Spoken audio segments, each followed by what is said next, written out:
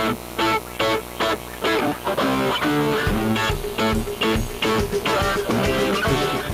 doing a reach around on the Almighty. Mics are live.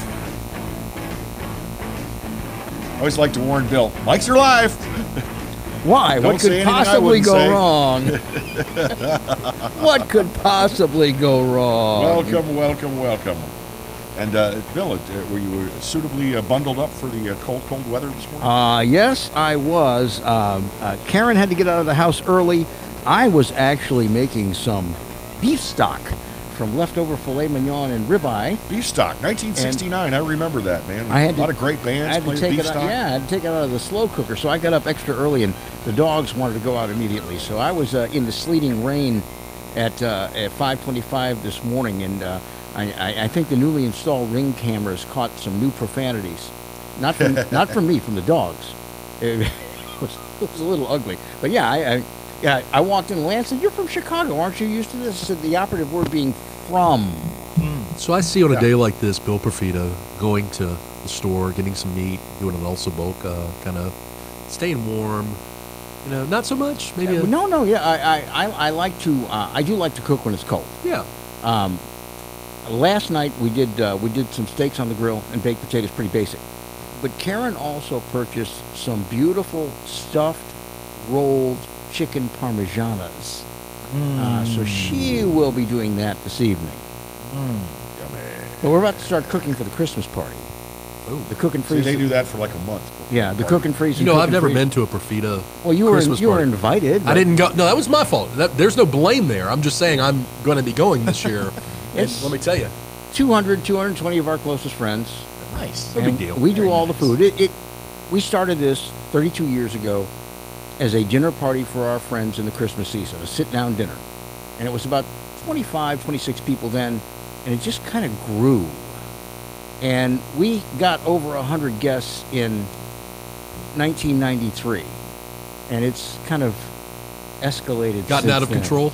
Well, we regained control 3 years ago. My lovely wife, who is the ultimate hostess, we got up the next morning, and we were sitting around having a mimosa, and she said, "You know, next year we could put up a tent in the backyard and open up a second bar." And I said, "No, no, this has thing's getting gone out of way too far." Yeah, this thing's getting out of hand. Getting out of hand. But anyway, we've got Franz Borghardt and Richard Sprinkle with us, both barristers, We're going to talk attorneys at law. We're going to talk some legal stuff, but first, But first, the K&B podcast with the Morning Exiles, brought to you by Salassi Jewelry and Fine Gifts at 239 North Range Avenue in Denham Springs. You see, my finger has returned to somewhat normal. I'm going to go out and get my that wasn't the thing that looked normal to me.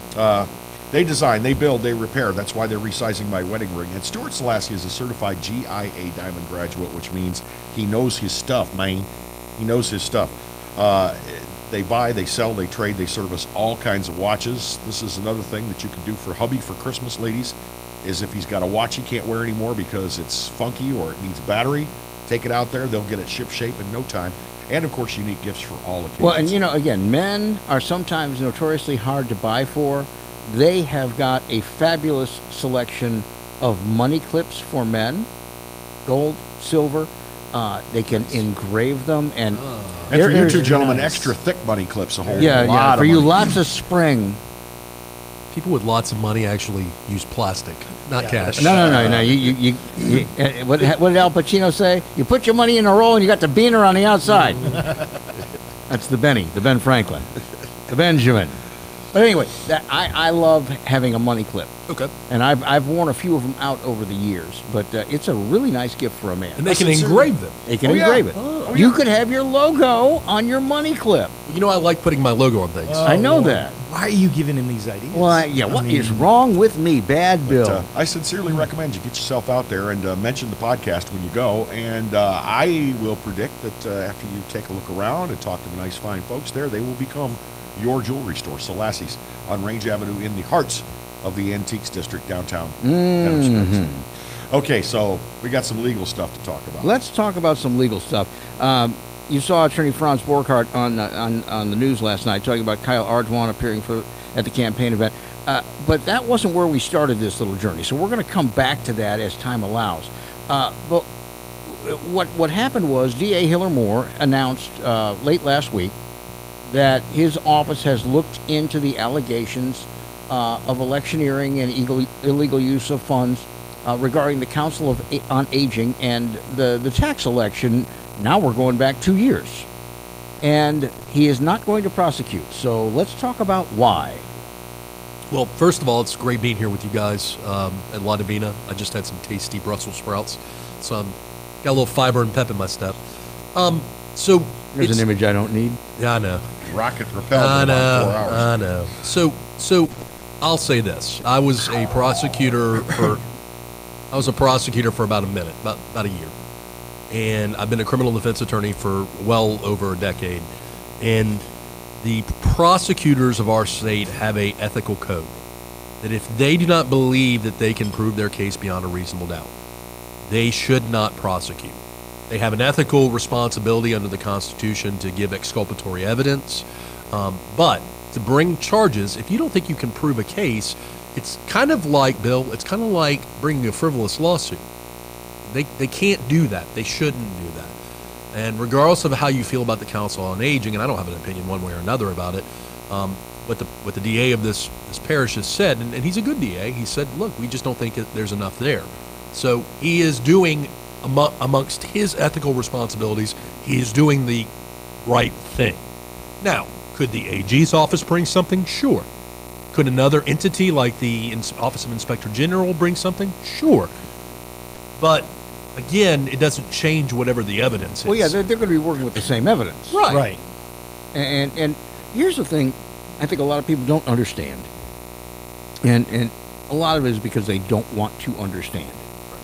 The job of a district attorney or an inspector general or a U.S. attorney or an attorney general is not to convict people.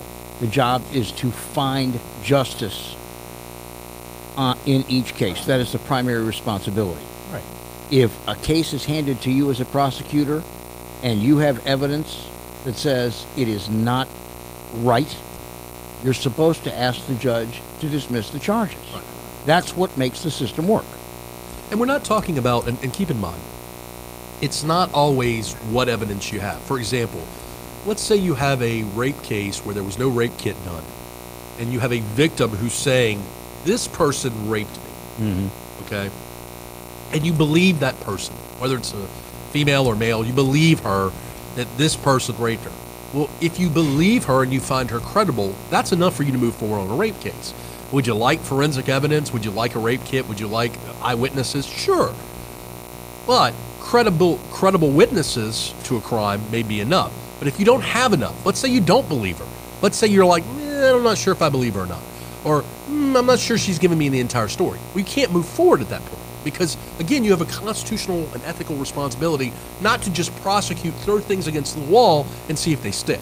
Well, we become a little bit too adversarial in our adversarial system, and we're not using facts. Richard, do you have any different take on this from what Franz is saying? Well, not really. I mean, all lawyers take an oath when they're sworn in not to bring frivolous cases, not to bring cases that aren't founded in the law, not to bring cases that don't have a good argument for a change in the law, and that's civil cases as well as criminal cases.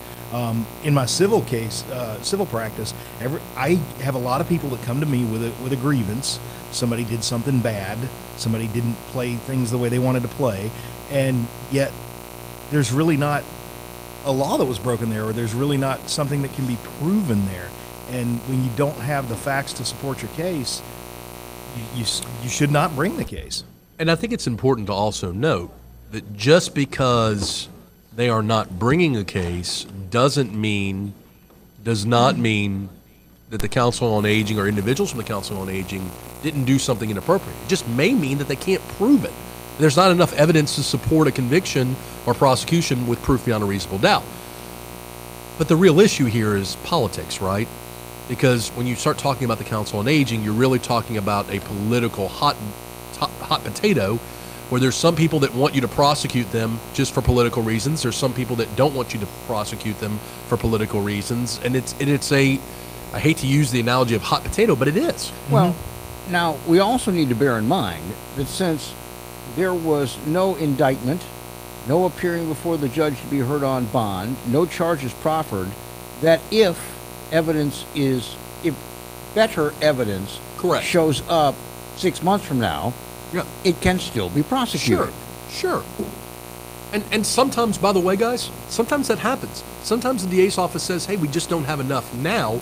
And then later on they get a DNA hit from CODIS, and they're like, okay, we have enough now. Well, and again, in the case of the Council on Aging and their promotion of the tax election and things like that, Kevin, you didn't flip it last time. You just moved it to a different plug. You have to actually turn its orientation. Can I do that for you? Because it looks like you've got. Yeah, you can see it. I can't. Yeah, it looks like you got a hemorrhoid. This is awkward. Yes, it is. It's awkward for me too. Can you move up a little? Don't worry, No, Kevin's I been working out. Kevin, you usually have to pay extra for this. Yeah, usually it costs more.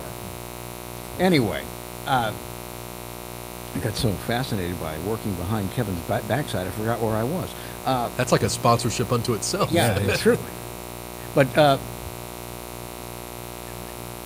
Council on Aging case, when we got 4 bodies dropped in 30 hours in Baton Rouge over the weekend, it's not going to be an extremely high priority. No. Nor should it be. No.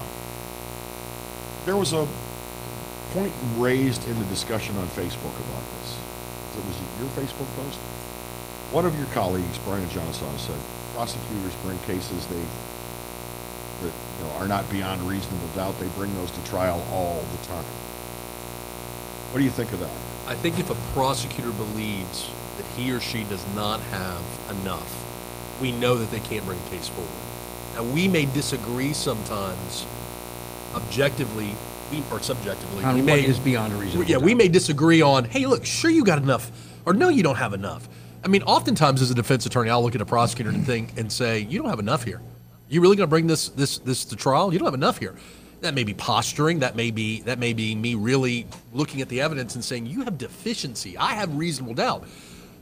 Notwithstanding that, Brian's right. There may be cases that get brought that are shaky or not stable, and we may disagree on whether or not there's enough there or not. But if a prosecutor articulates, hey, I don't think I have enough here with proof beyond a reasonable doubt, they cannot ethically move forward. Well, let's talk a little bit about technique here. I think, we watch way too much television. We go back to Perry Mason. Isn't it true, Mr. Sprinkle, that on the night of, and he breaks down on the stand. But sometimes you may not have the most solid evidence, but you might think that you can put on a strong enough show that 2 days in, when you offer a plea bargain to them, they're so worried they're going to get convicted and go away long that they'll go ahead and say, yeah, I did it, and I'll take the 2 years. Yeah, there's leverage. Sure. I mean, you're talking about, I'm going to prosecute somebody, I'm going to use leverage to try to get a plea. We see that, by the way, guys, we see that in our justice system all the time. If somebody's stuck in jail, and they can't make bond. That thing is long. Go ahead. That's what. Yes, it is. Thank you for noticing. Yeah. So if someone's stuck in jail and can't make bond, they're going to take a deal to get out. We see it. How often do we see that, Richard? I mean, you're Very regularly. Richard and I both were former public defenders, and when you have poor people that just can't, get out of jail. So You're high 90%. I think on this one, guys, the Council on Aging rubs people a certain way, good or bad. Well, I think that their management was a little bold about saying that one of the reasons they wanted the tax increase was to up the salaries. Some people have, there's a campaign ad running, and Franklin Foyle voted himself a fat pay increase. Oh, good. He went from $1,200 a year to $1,240. That's a really fat pay increase. But there are people, unfortunately, and this city is, by the way, is the worst I've ever seen at this, who don't believe anybody in public service should be paid at all. They really don't. And if that were the case, think about what you would get holding office. I've always said a person who thinks their product is they should give their product away for free knows exactly what it's worth. But I mean, we have that. We have these people that beat the drum, director of Council on Aging shouldn't make whatever it is, $125,000. I don't know whether she should or not because I haven't studied their budget. You know, I've heard people say, why does the president of the Board of Regents, I believe he's called a president, make $340,000 a year? Well, he's responsible for like 12 institutions of higher learning that have a combined intake of about $5.6 billion a year. Right. What does the president of Coca-Cola make? You know, the thing we've got to get past, I think, in this society is the moronia when it comes to what people should make when they are managing or running public entities. You got to look at the business. Now, if the Council on Aging had a budget of $65,000 a year and the CEO's salary was $42,000, I'd have a problem. Well, it's the trappings of charity where you'll have a charity or a foundation where the board makes more than the actual cause, right? And we have a problem with that. But you know what? That rarely happens anymore. My wife has been involved in nonprofit groups for the last 25, 26 years of her career, and you know, and you can go and you can look at their tax filings, every nonprofit, you know, and you can also go to like Charity Navigator and you can see what their people make. And I do remember, and they haven't done this since, but when she was bringing in $10.5 million to United Way, there were people that said she shouldn't be making $150,000 a year. Now, what other business do you know of that grosses $10.5 million and the president and CEO doesn't make $150K a year? so Richard and I are in a profession where some people like to think that we like to work for free. They either think we work they for would free like that. or we make way too much money. But you know One what's of the two. ironic, though, is when you use the analogy with them of how would you feel if you went into work for a week, and at the end of your week, when you're supposed to get a paycheck, your boss just looks at you and says, "Oh, you expected to get paid." Mm-hmm. So, yeah, we're as lawyers, we're sensitive to that issue. Right. Well, I mean, I you know, and I feel bad for these people for two reasons: for the fate of their child, and also for their blatant ignorance.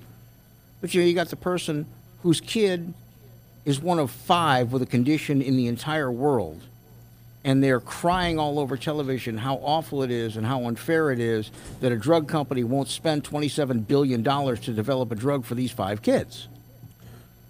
Well, you know, I mean, it's just, we have become in this society a bunch of people who have our nose pressed against the glass and we're jealous of what everybody else has. Well, and let's circle back to the DA.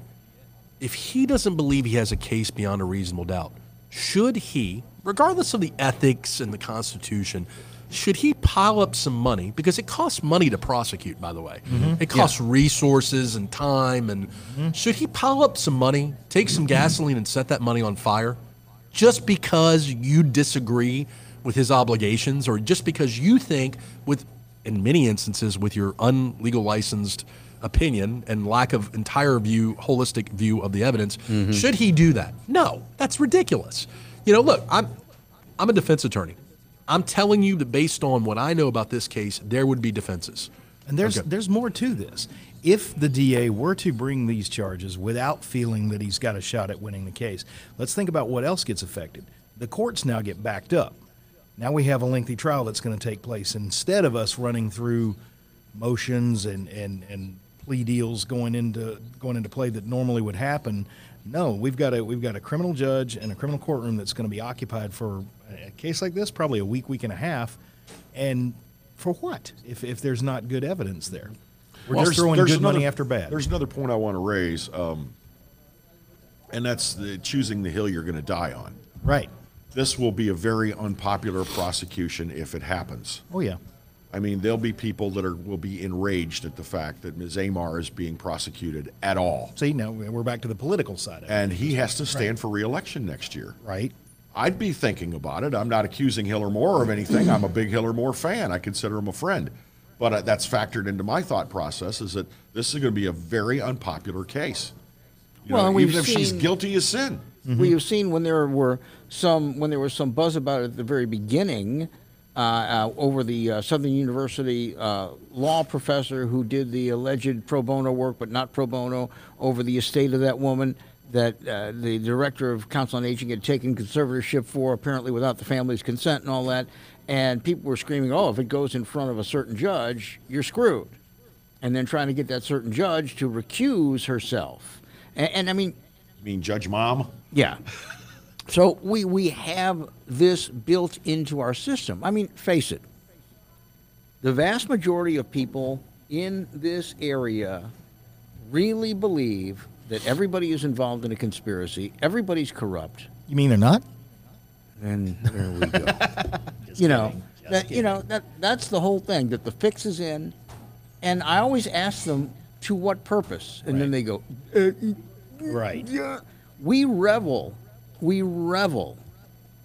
in our lack of knowledge about A, the system we all vote to support, and B, don't let facts get in the way of your self-appointed righteous anger. Look. Since when did the truth matter? Yeah.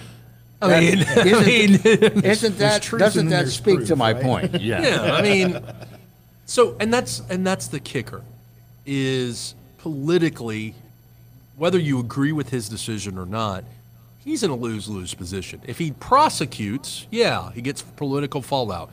If he doesn't prosecute and does the right thing because he doesn't believe there's enough evidence there, currently He gets political he fallout. gets political fallout. Yeah. So I mean, this is kind of like being a councilman or woman, where there's very little positivity and there's only negativity for being in that office, because whatever you do is inevitably going to piss somebody off. But that's It's- yeah, the 'cause job they signed up for. It's Yeah. pretty much all he can You can't do is, that without pissing is play this by the letter of the law, and unless he's got an airtight case, don't go to So court with it. look at the politicizing of the 4 homicides. Bill referenced this early.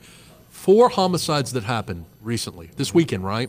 Mm-hmm. And how the chief of police is trying to get in front of this and say they're not connected in any way, because 4 homicides in one weekend becomes a political issue. Oh my God, it's the mayor's fault because there was 4 senseless, murders this weekend. It's senseless violence. It's not the mayor's It fault. doesn't matter who's in office. Well, not the chief's I fault. would take exception. I don't know that it's senseless. Sometimes bad things happen to bad people. Just saying. Well, you live by the sword. The et cetera, point et is, cetera. Yeah. the point is the disingenuous nature of someone saying, "Well, if we had somebody else as chief, or we had somebody else as mayor, these murders wouldn't happen." That's poppycock. That's crazy. I mean, we know that to simply we've had Republican mayors and chiefs that there was still crime and murder. We've had Democrat mayors and chiefs that we know that there's still murder. It's not. It's the sensationalism and the use of exploitation in what's happening to dictate justice. Well, everybody wants to blame a political figure for the things that we have basically fermented over a number of years that are basically human foibles, not political foibles.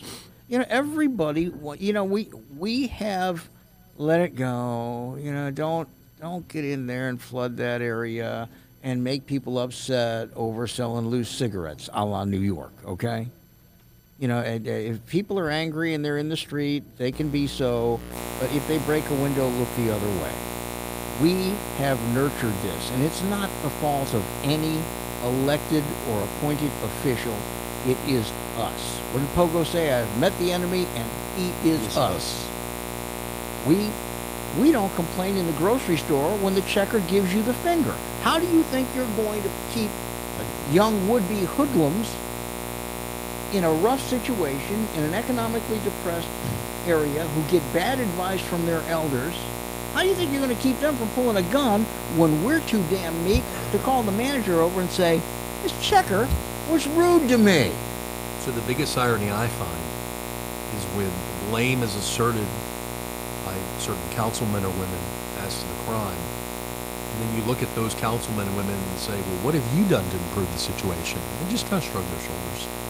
It's Listen, I remember when the late George Eames, who at that time was the head of the local NAACP, George is no rocket scientist, okay? He really wasn't. But I remember there was an item on the council agenda, and Wayne Rahilio was the chief, so we're going back a ways. And he, 90, 91, yeah, 92. and he was asking for 30 new police cars, and he was asking for some additional weapons. They needed to transition from revolvers to semi-automatic pistols. He needed more squad rifles and things like this. and it was in the budget. It seemed pro forma. And so George Eames got up there and he said, well, I object to this on behalf of the NAACP. I object to this. And so the chief said, well, why would you object to this? And he said, because you know damn well that all the criminals you're going to be chasing and using those weapons on are black. All of them. And there were black members of the council at that time, and some very vocal black council members, and they acted like they'd gone deaf. They didn't look at this guy and say, you just indicted an entire community. How racist is that? Yeah. Exactly. Yeah, that is pretty racist. But you know what? They just let it go. Yeah. And we do that in Baton Rouge. We just let it go. We bitch and yell and scream about things that have no impact on our life at all.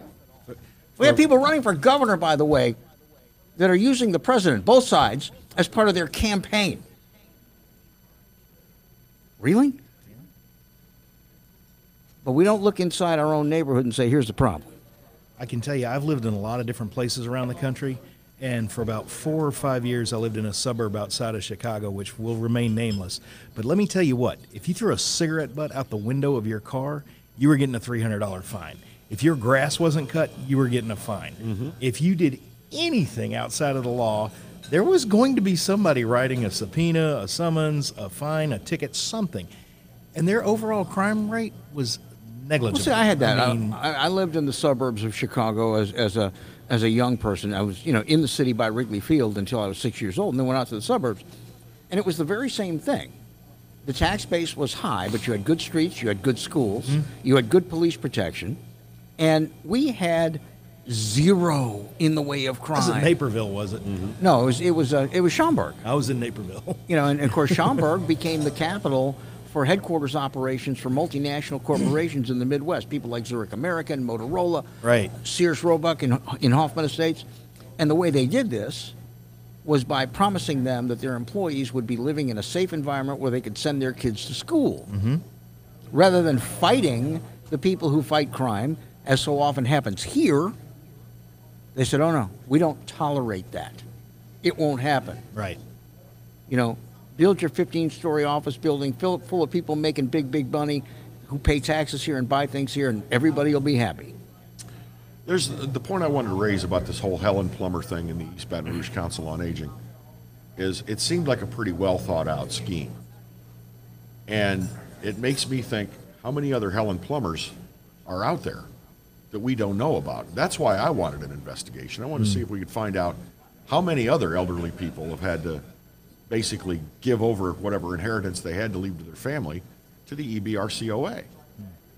And well, the beauty of that question is that now that a prosecuting entity has decided not to move forward, you as a citizen, you as someone who does a podcast, can do a public records request and get the information contained in the investigation and find out, hey, what did they find out? You could do a public records request, if I'm not mistaken, on the Council of Aging, asking how many public entity. I don't see why not. How many times has an internal employee served as a trust executor, or how many times has a client named someone with a COA as an executor or a beneficiary? You can do all those things. You could interview Hiller and say, tell me about all the deficiencies, the pluses, and maybe he'll talk to you, maybe he won't. But You know what? You're absolutely right. You are absolutely correct.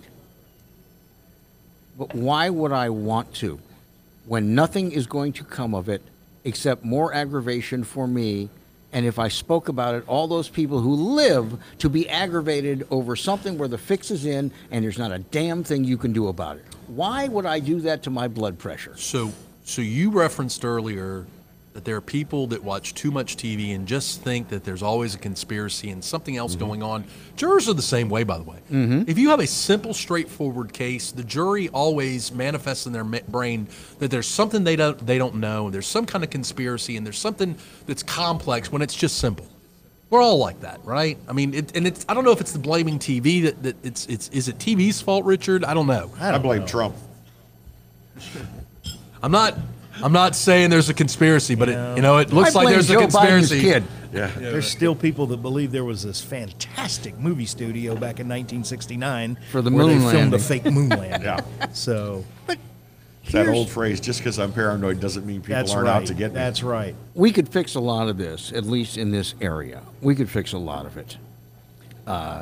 You could have a school board, for example, that of the 12 seats has 7 that are at large. You could have a metro council that would have 5 at-large seats. You could prevent people from having little monarchies of stupid, where they keep getting reelected because they have milk and cookies twice a month at the community center. Mm-hmm.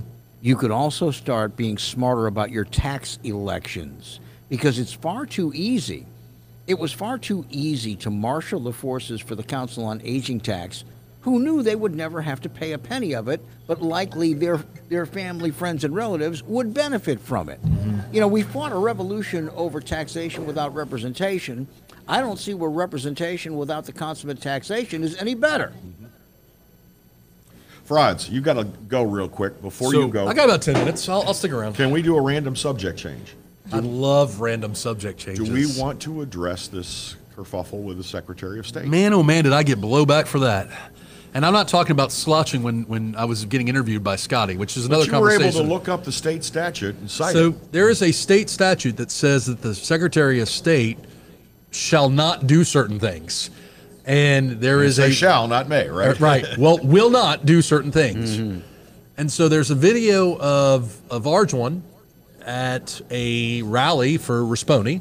I mean, let's not mince words about it. It's a rally for his campaign, Risponi's campaign. And the law says you're not supposed to go to another political activity for another candidate, and you're not supposed to campaign for another. Since you are de facto elections commissioner for the entire state. So yeah. Exactly. So the first issue I got blowback on, and I talked about this yesterday on another media outlet, WAFB. First blowback was, well, you know that law isn't constitutional. Well, okay, it may not be constitutional. It may be overbroad. It may be vague.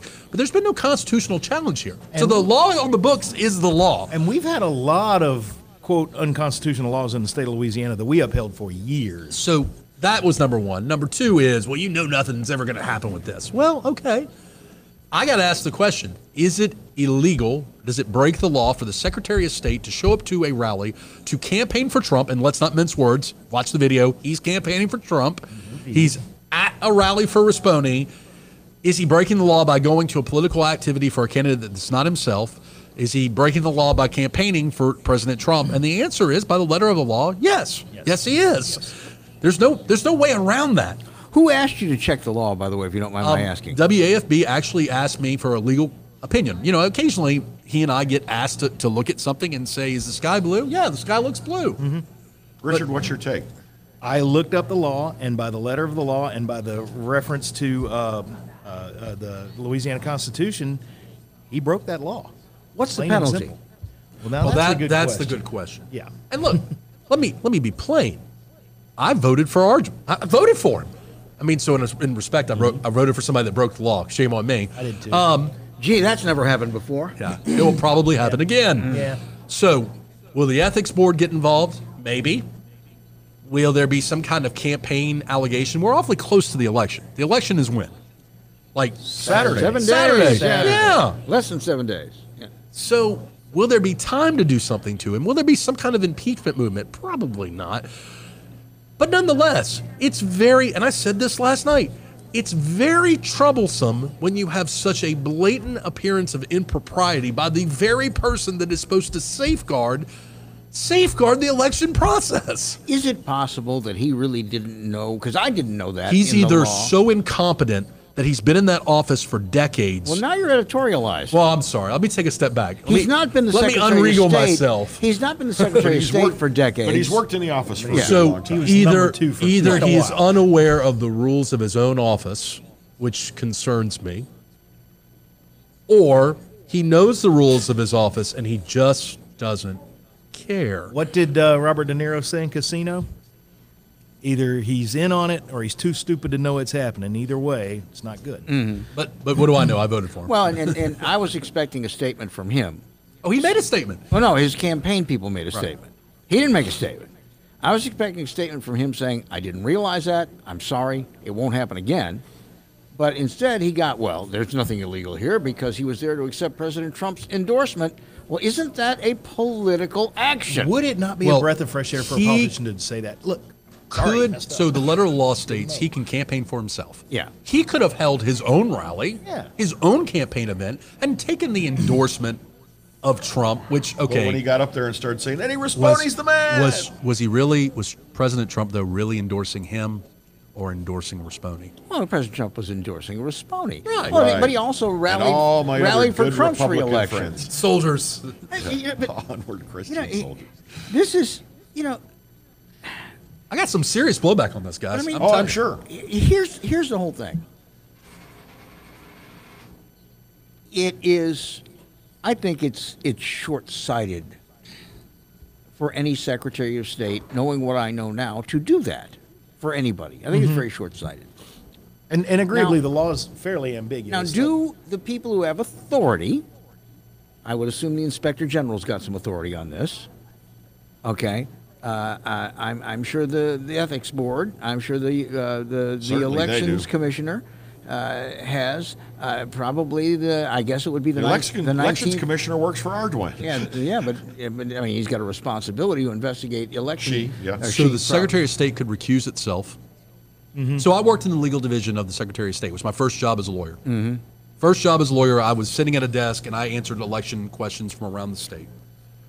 So they can recuse themselves and say, "Hey, we can't fairly view through the lens of objectivity the actions of our boss." They can recuse themselves. The Inspector General could get involved. The AG could get involved. But we know what's going to happen if the AG gets involved. I mean, so I don't know. It's nothing will come of this.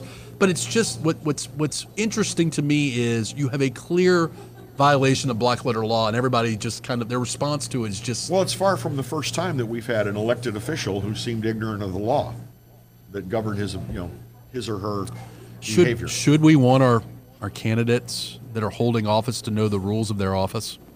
Well, that would probably be a good idea. Yeah. Yeah. And then you could play some legal mental gymnastics with this law, too. So it's illegal for him to go to a campaign rally for someone else. But let's just say it was his campaign rally and the president came.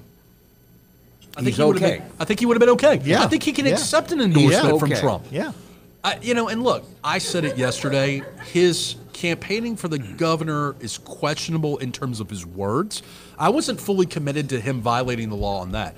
I believe the issue with regard to the governor's race is that he attended a rally for a candidate in order to accept the endorsement. Yeah, see, that's the whole thing. The minute he walked into somebody else's event, that's when he hit the tripwire. Right. Yeah. And look, guys, before I leave, this law may be unconstitutional, but as it sits on the books now, it's not like the sodomy law that has been declared unconstitutional. And it's still on the books because nobody has the nerve to remove the sodomy law. And so it's on the books, but it's unconstitutional. It's not like the death penalty for aggravated rape, which is unconstitutional by the Supreme Court, but nobody wants to remove the language. This is still constitutional in the state of Louisiana. So this is not, whether or not it's constitutional or not, hasn't been declared, determined, hasn't been litigated. So I don't know. Anyways, guys, I got to run to court. Great seeing you guys. Thank you. Always Thank a pleasure Franz. hanging out at La Divina.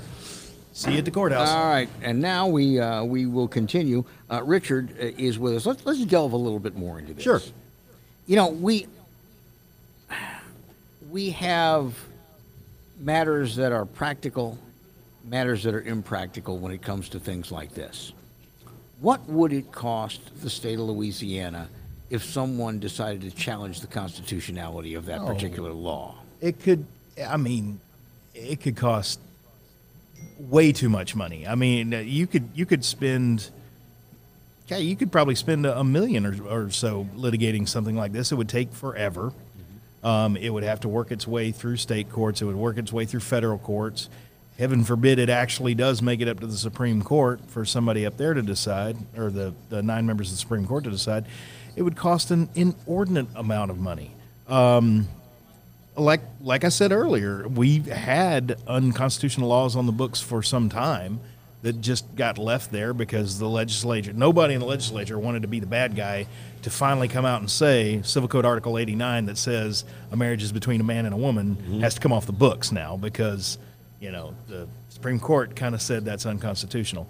To be honest with you, I'd have to look to see if anybody has pulled it off the books, but it was still there for a few years. I think it's still in statutes. It probably is. We can look it up. We can look it up while we're talking here. Yeah. We have technology. Are you that good? Yep. We can do that kind of stuff. We can do that kind of stuff.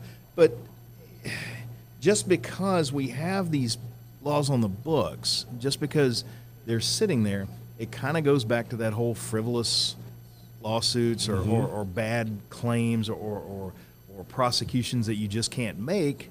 When you have an iffy law like that, do you really want to push the envelope and spend a lot of money on something that's not going to go anywhere? Let me hit you with a hypothetical. Sure. With only 4 days left until the election. Right. Four.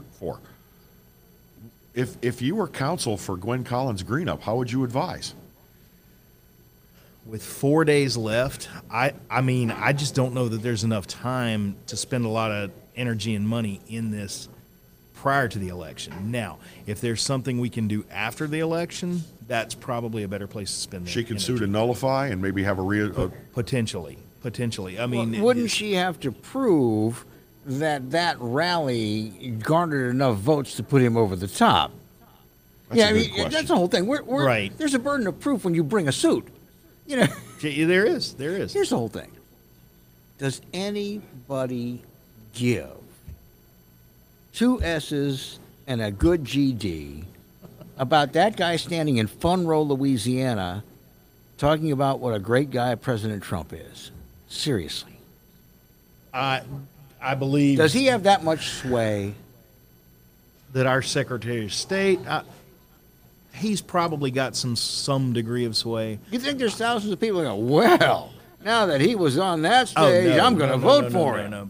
My personal opinion would be it's more of a reinforcement type advertising than getting a new contact kind of advertising. This is just somebody who's in office or somebody People who's been wonder around why saying, I'm cynical. I approve of this guy.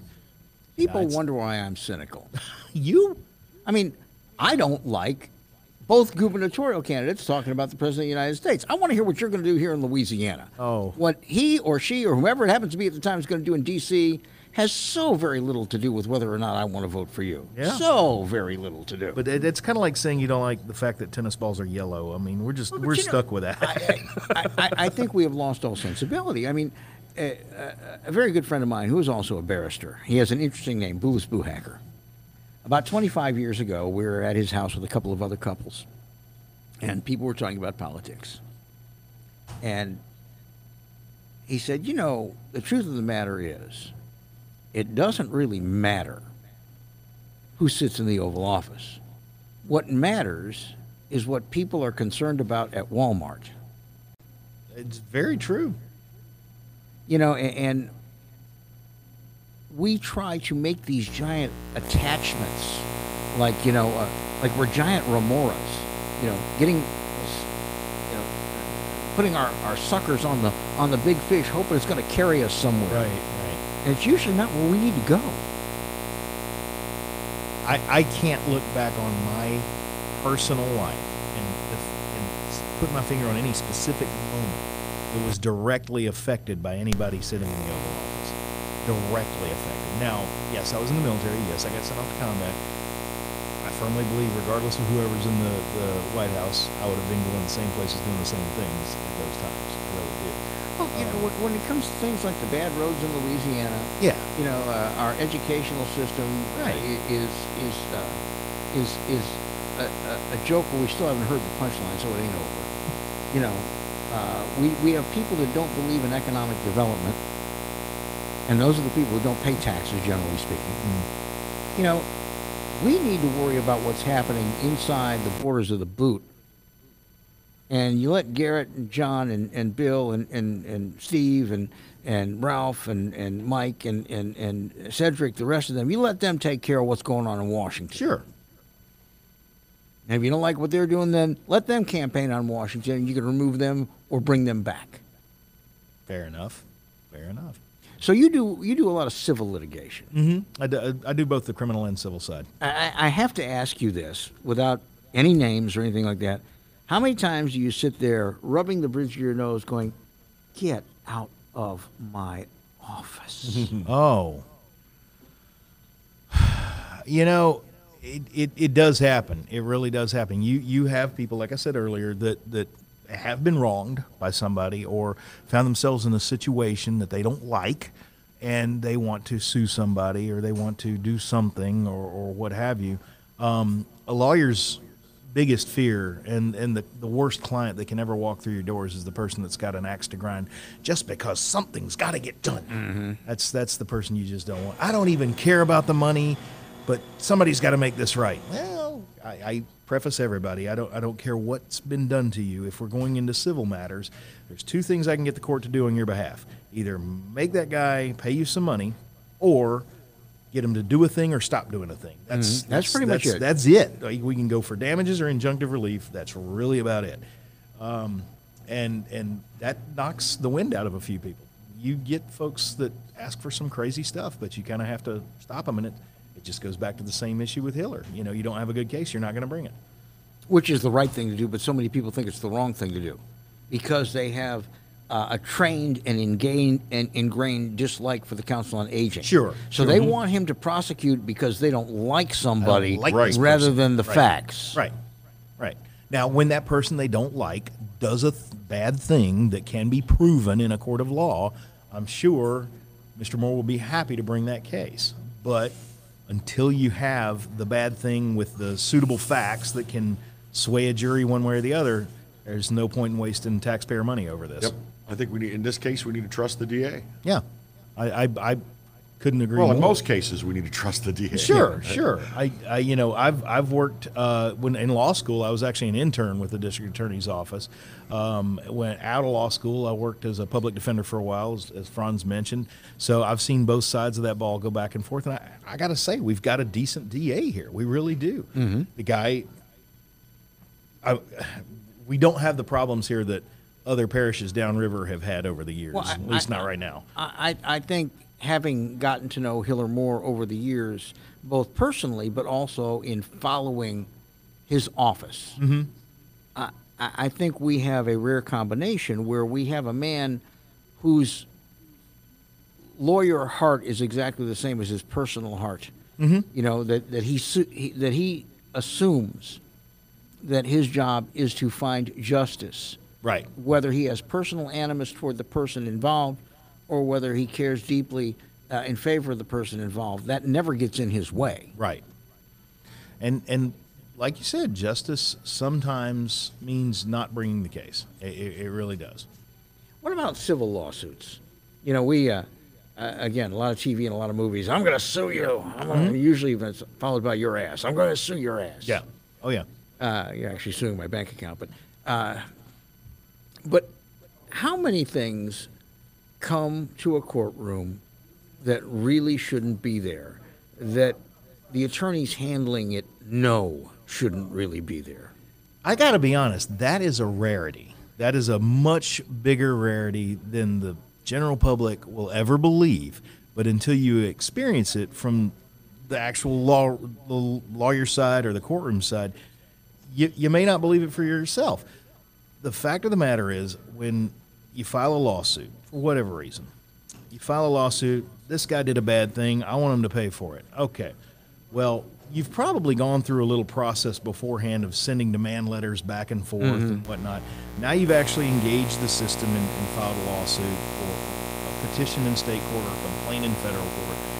And the next process is going to begin as a discovery process where people demand information and papers back and forth. You're going to get to the bottom of something pretty quickly. And everybody is going to see out there, like, what's the evidence for and against this case. So right then and there, you've got a check and balance against bringing these frivolous cases. Then you move on to getting the judge involved in status conferences and whatnot before it actually goes to trial. So, and judges will The judge can Judges tell will you got pressure nothing. you to settle. Yeah. Judges will pressure people to settle. Judges will tell you you've got nothing. Judges will tell you, why are you bringing this case in front of my court? It's very rare that the court's actual courtroom time gets wasted on a frivolous case. Very, very rare. Well, we hear, particularly during political season, we hear trial lawyers. We're so horrible until somebody needs one. Yeah. Yeah. We're kind of like the police. Everybody hates them until they need one. It's ridiculous. Trial lawyers. Okay, I could see an argument made that in certain personal injury matters that there's a pressure on the insurance companies to settle. But even when there's a pressure on the insurance companies to settle, you have to prove up somebody's claim. There has to be damage to property. There has to be, injuries that required somebody going to the hospital or whatever.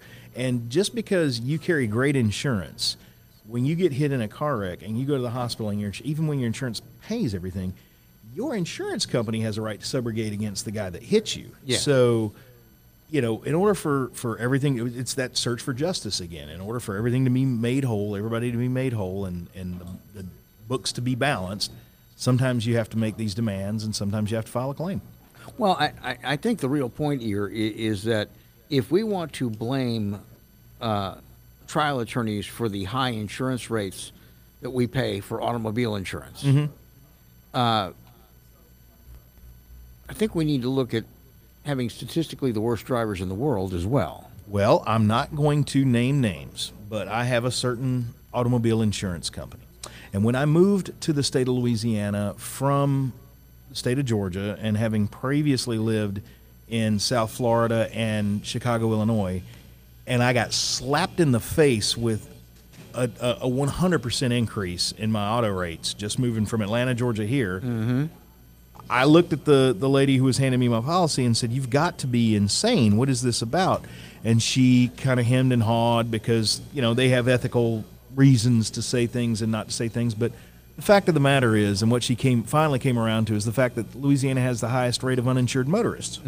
And because you have the highest rate of uninsured motorists, those of us who are willing to do the right thing and pay for insurance pay more. End of story. But now here's the thing. We know where the vast cluster of these uninsured motorists live. Generally speaking, the demographics are pretty plain. Sure. The legislature will not do anything positive to move against those who are uninsured because it would cost some legislators duly elected an awful lot of votes. Of course. If you go into your constituents and you look at 15% and say, you can't drive anymore. But that's not going to stop them, though. They keep driving. That's the whole problem with uninsured motorists. We're going to lock you up. Well, they're not going to do it. Have you been to any jails or prisons lately? We don't have room for them all. Yeah. Bill, But that's what we're saying. The solution is not to kill off a legal industry that provides a service or to vilify them. Right. The solution is to go to the problem. But we can't go to the problem because politically it's not expedient. And you see how many people we got locked up, and it costs so much to lock them up. And I'm not going to go and campaign for re-election telling my people, you people need to have insurance. So we come back to what you said earlier. We just say, let it go. Don't worry about it. That's the problem. I agree with you. But it's a complicated issue. And it's much easier when you're writing a political ad to hang the target on the backs of guys like myself or Franz. Well, in this election, it's because of these trial lawyers. Yeah, it's a straw man. It's Yeah. you've got to have a bad guy. Sure. And the other is the what's the phrase that they use? A career politician. A career yes. politician. Career politician. And that's a bad thing, except unless you want to run to replace the career politician and become one yourself. Right. I like, he's backed by big business. That's right. He shouldn't have the backing of the people that pay the taxes to pay for your welfare. It's a very bad thing. Yeah, it's terrible. Or he's backed by the Washington crowd. Oh, Well, my I can't favorite vote here. Washington crowd. my favorite one is the what is it, the impeachment crew or something? yeah. That phrase. I mean, poor Ralph Abraham. man. When he didn't think he needed to explain it, he voted with Nancy Pelosi 672 times. And it was things on naming post offices. Right. Motions to adjourn. Yeah, motions to adjourn. Yeah. Yeah, I can't think of a legislator who's not going to vote for the motion to adjourn unless they're up there trying to filibuster. I mean, think that's you know what? Most good laws are written by attorneys. well, they're crafted. We'll say. All right, by here's attorneys. what I would like you and Mr. Bowtie to do. Oh God. Before the next election session, next big one, I want you to write a law that says that every person running for office and the people who write their ads or commercials are going to have to wear a shock collar until the day of the election. I'm pretty sure that every time they do this BS, they get zapped.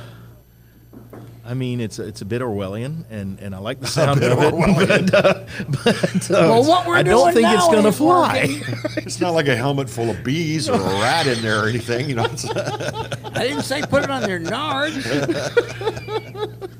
what's it? 1984, the helmet with a rat. Yeah. Oh my God. What we're doing isn't working. I mean, I watched a lot of the political campaign advertising, and not just for governor, Sure. very intensely this season, and I was offended by most of it because it assumes that the voters are stupid when they say things like voted with Nancy Pelosi more than 600 times. He's in Congress. Yeah. There are going to be Democrats and Republicans that vote for the same thing, like, hey, should we adjourn? What you mean? People might actually agree on something once in a while. Yeah, and isn't Wow. it their job to do so? Yeah. Well, Well, isn't it yeah. what we all wish that they do? And he You responded, guys should agree more. was the vice president of a company that was declaring bankruptcy, and he sold his shares. That means he's a smart businessman. He's not Yeah. a crook. Yeah. What would you want him to ride the ship down? Yeah. The only way I see that being bad is if it were some sort of insider trading. But he was vice president of the company. Yeah. It's not insider trading. No, I mean, When you're the insider. But I was offended. And most of these ads, by the way, particularly in the governor's race, weren't even being written inside the state of Louisiana. Oh, no. Most of their consultants were from out of Of town. course. Of course. And what a tragedy for all of us in Louisiana that they think we're that stupid. The only thing they didn't do is they didn't have the sunrise on the bayou, the airboat, and the out-of-tune guitar going wah, wah, wah, wah. And Randy freaking Newman. Or Bobby Boucher. Either one. Yeah. Stop making fun of me. Yeah, it's just a mess. The atmosphere is just. It's I'm terrible. telling you, the It is. shock collar, if we can get that passed, then I can get my slap police, which will fix our traffic problems. But I think the shock collar should go first. I don't think you need slap police. I think you could issue slap licenses like hunting licenses. You're allowed to slap 10 people a year. Mm-hmm. You got to tag them every time, though. I mean, we don't want anybody over slapping. I can do that. I could have gotten my limit yesterday. Well, you got to save some, man. The season goes on for a while. Well, gentlemen, we're going to need to wrap it up just a couple of minutes early because, frankly, this thing is dying. Everything, as I've said before, everything bottlenecks down to this cell phone, and it's got 1% power. And if I plug it into anything, it's that horrible buzz. All right, well, first of So- all, let me do this. Let me thank our sponsor, Salassi Fine Jewelry, out on Range Avenue in Denham Springs in the beautiful downtown. They call it the Antiques District. Look, I really, really enjoyed last week when we were at Salassi Jewelry. It was fun, but I'm just amazed that this is a very cosmopolitan, very metropolitan jewelry store in Denham Springs without, people that have too much oil in their hair offering you a glass of champagne while they try to sell you overpriced merchandise. You've been on a cruise, too, I see. Hey, there you go. And we talked. We actually talked about that. with Stuart.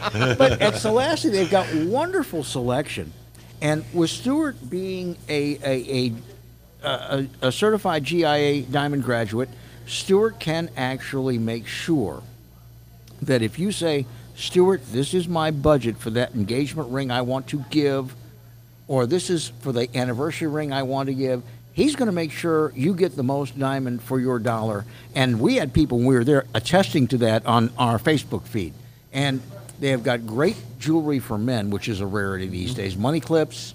If you want perhaps, a synthetic wedding band that you wear at work and keep your gold band, for home and going out. Watches. They got wonderful chronographs. And then they've got Mignon Faget, their complete line. They are the only place outside of the store that has this big a selection. So do yourself a favor. as you get ready to go for Christmas, take the lovely little drive. You can park right out front. There's still street parking. Yes. In Denham Springs in the Antique District. You can park right out front and go see Stuart and Renee and their staff, and you are going to be so very glad you did. No snooty salespeople either. No. You're going to love this place. You really and truly are. Salassi Jewelry on Range Avenue in Denham Springs. Thank you for sponsoring us, by the way, Salassi. We appreciate it. Well, with that, we will bring up the closing music. closing music. And Richard, as always, we appreciate your time. And gentlemen, thanks thank you very for much. having Thanks us. for the insights. It's always a good time hanging out. And note the hat. We love the hat. Well, yeah. We Thank love you the for hat. your service as a United States Marine. Well, thank you for being Americans worth serving. Well, that is an Legally important Unfiltered podcast. How do we listen to it? Oh, you can find us on Apple Podcasts, iTunes if it's still there. I'm not sure if they've migrated everything over. It lives on SoundCloud. You can find it there, and you can also find us on Google Play. And you can find us again on Friday morning right here at La Divina. Thanks for joining us, everybody. Take Stay care. warm tomorrow. Bye.